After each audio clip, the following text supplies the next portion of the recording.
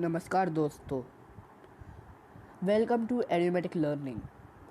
आज हम चालू करेंगे क्लास 8 का हिस्ट्री का चैप्टर नंबर 1। अब जबकि आप क्लास 8 में आ ही चुके हैं, तब 8th जो बोर्ड से सिर्फ 2 साल दूर है और जो बेस बनता है 9th के लिए, उसे लर्न करना, उस जो 8th स्टैंडर्ड का जो ईयर है उसे पूरा सही से समझना बहुत इम्पॉर्टेंट होता है और ये सारा वन ऑफ द क्रूशियल होता है। तो अब जैसे हिस्ट्री जैसे सब्जेक्ट जहाँ पे बहुत सारी डेट्स होती है, उसे कैसे लर्न करना, इतने सारे रूलर्स के नाम, डेट्स, एम्पायर, एम्परर, इन सब को लर्न कैसे करें। तो एक शॉर्ट ट्रिक है, जहाँ भी रूलर्स के नाम आते हैं, डेट्स आती है, उस जगह को आप अंडरलाइन कर लीजिए।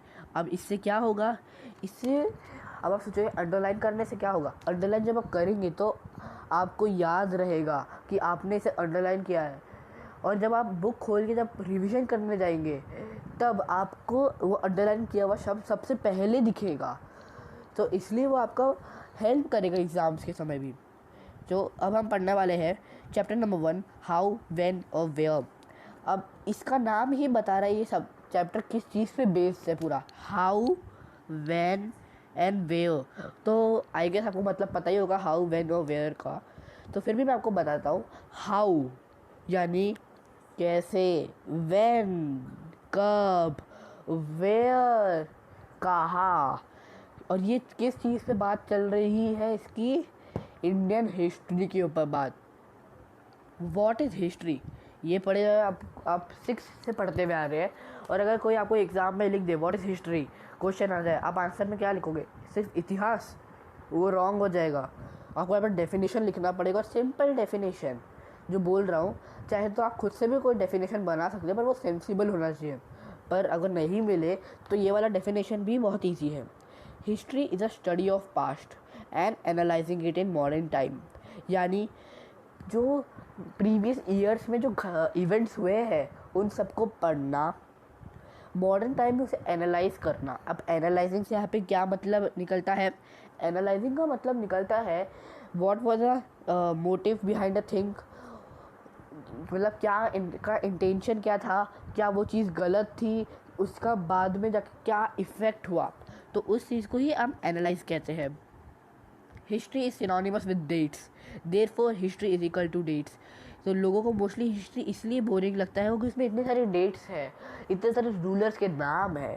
पर टेंशन ना लीजिए, हम हैं। अब कौन सी dates, coronation of a king, year he fought a particular battle, year king died. अब कोरोनेशन का मतलब क्या है मैं आपको बताता हूँ।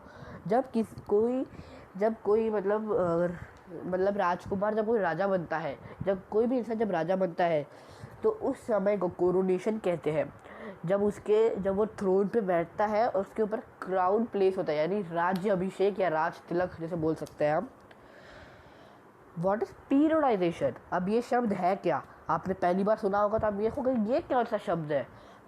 पीरियडाइजेशन बहुत इंटरेस्टिंग टॉपिक है, ये सब टॉपिक है। व्हाट इज पीरियडाइजेशन बहुत इंटरेस्टिंग है, आप बस सुनिए। पीरियडाइजेशन एक प्रोसेस होता है या स्टडी होती है जिससे हम पास्ट को कैटेगराइज करते हैं। ये मोस्टली पास्ट के लिए यूज़ होता है पीरियडाइजेशन। अगर मतलब एग्जांपल देता हूँ, आपका कोई एग्ज़ाम आ रहा है और आपको एक टॉपिक लर्न करना है, बहुत लंबा सारा टॉपिक है, तो आप किसी सिमिलैरिटीज़ देखेंगे हर एक चीज़ में, फिर उसे डिवाइड करेंगे, ऐसे तो कैटेगरी में बांटेंगे, उसे ही हम पीरियडाइजेशन कहते हैं। तो यहाँ पे आप प्रोसेस और study of categorising the past को अंडरलाइन कर लीजिए। ये हिस्ट्री के लिए यूजुअली डन होता है क्योंकि history is a tough subject को इजी बनाने के लिए ही हम इसे करते हैं। बहुत सारे वेज होते हैं पीरियडाइजेशन के, पर हम वो सब अभी नहीं पढ़ने वाले, सिर्फ 2 वेज पढ़ेंगे। हाउ डू वी पीरियडाइज, हम ये कैसे करते हैं। 1817 का समय था, जेम्स मिल स्कॉटिश फिलोसोफर ने एक बुक लिखी थी उस समय, हिस्ट्री ऑफ ब्रिटिश इंडिया। अब यहाँ पे डेट आ चुकी है, नाम आ चुका है, और वो बुक का नाम भी आ चुका है। इसे अंडरलाइन करके रखना है, नोट डाउन कर लो क्योंकि ये बहुत इंपॉर्टेंट सा चीज़ है। 1817 डेट, जेम्स मिल पर्सन का नाम है, और हिस्ट्री ऑफ ब्रिटिश इंडिया उसकी लिखी हुई बुक वो, और स्कॉटिश फिलोसोफर ये भी कर लो क्योंकि ये भी पूछा जा सकता है कि वो इंसान कौन था। उसने इंडियन हिस्ट्री को 3 चीज़ में डिवाइड किया, हिंदू, मुस्लिम, ब्रिटिश, यानी स्कॉटिश फिलोसोफर, हाँ, हिंदू, मुस्लिम, ब्रिटिश, धर्म के आधार पे, क्योंकि ये पता चला हिंदू, मुस्लिम, ब्रिटिश कम्युनिटी, रिलीजियस कम्युनिटी, या ब्रिटिश। अब ब्रिटिश सोचेंगे ये कौन सी रिलीजियस कम्युनिटी कौन सी कम्युनिटी, तो है इंग्लिश में इनकी कम्युनिटी को ही तो हम ब्रिटिश कहते हैं, तो वो चीज़ को भी हम ले सकते हैं। पीरियडाइजेशन को इंडियंस ने नहीं एक्सेप्ट किया। क्यों नहीं किया वो हमें दूसरे पैराग्राफ में मिलता है, क्योंकि ये रिलीजन के एक कहता है। तो अब जैसे हमें पता है हर एक सिक्के के 2 पहलू होते हैं, यानी हर एक सिक्के के 2 साइड्स होते हैं। दूसरा साइड अभी हमने यहाँ जस्ट जो देखा है वो है दूसरा साइड। लोगों ने क्यों मना किया, क्योंकि उसमें क्या गलती थी, हर एक रिलीजन के लोग तीनों पीरियड में एग्जिस्ट करते थे, ये था दूसरा साइड। पहला स्लाइड जो है साइड है वो है जो जेम्स मिल का किया हुआ पीरियडाइजेशन है, बहुत ही ज़्यादा सिंपल बना दिया कि इंडियन एक कोई भी इंसान जब हिस्ट्री पढ़ेगा और हर एक बुक के अंदर, या सीबीएसई की बुक लो या कोई सी भी बुक लो आप, हिस्ट्री से रिलेटेड टेक्स्ट बुक, पीरियडाइजेशन इसी आधार पे किया गया है, इसी चीज़ पे किया गया है। अब ये इंडियन ने नहीं किया जबकि ब्रिटिश ने किया।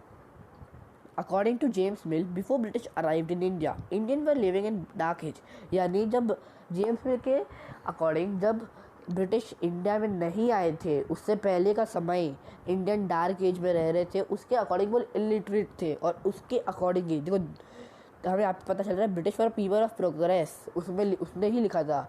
अब ये उसकी सोच है, हम वो किसी की सोच चेंज नहीं कर सकते, पर किसी के चीज़ के ऊपर सत्य तो कह सकते हैं, या किसी चीज़ के ऊपर सत्य भी नहीं कह सकता, क्योंकि ये एकदम डिबेटेड टॉपिक है, कंट्रोवर्शियल है। तो यहाँ पे मैं मोस्टली ट्राई करूँगा खुद की सोच तो देख सकते हैं, खुद की सोच का तो पॉइंट रख सकते हैं। तो अब जो लोगों ने क्या बोला उनका कॉमन था कि ये चीज़ गलत है, और उनने एक जो पॉइंट दिया वो था कि जेम्स मिल ब्रिटिश सपोर्टर था। पर जैसे हमने जैसे हर सिक्के के 2 साइड होते हैं, दूसरा साइड क्या था इस इंसान का, ये चीज़ कुछ ज़्यादा ही इंसान कुछ ज़्यादा ही मतलब एकदम स्ट्रॉन्ग सपोर्टर था। तो ये इंडियन के बारे में एकदम वो था, बायस इंसान था, ये एकदम यूरोपियन की तरफ था, लोगों के अनुसार ये यूरोपियन के ही तरफ था।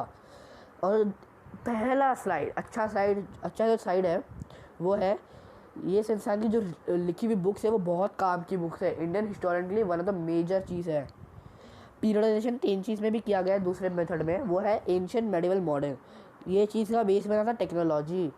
अब आप समझ गए होंगे मेडिवल में जो टेक्नोलॉजी वो एंशिएंट में नहीं थी, मॉडर्न में जो है वो मेडिवल और एंशिएंट में नहीं थी। इसका भी कोई ड्रॉबैक होता ही होता है हर एक चीज़ का। ये लोगों ने वेस्ट से अडॉप्ट किया तो लोगों को इसमें, क्योंकि यूरोपियन मेथड था तो लोग इसे रिजेक्ट कर दिए। दूसरा, मॉडर्न को हम किससे एसोशिएट करते हैं, ग्रोथ, इक्वालिटी, फ्रीडम।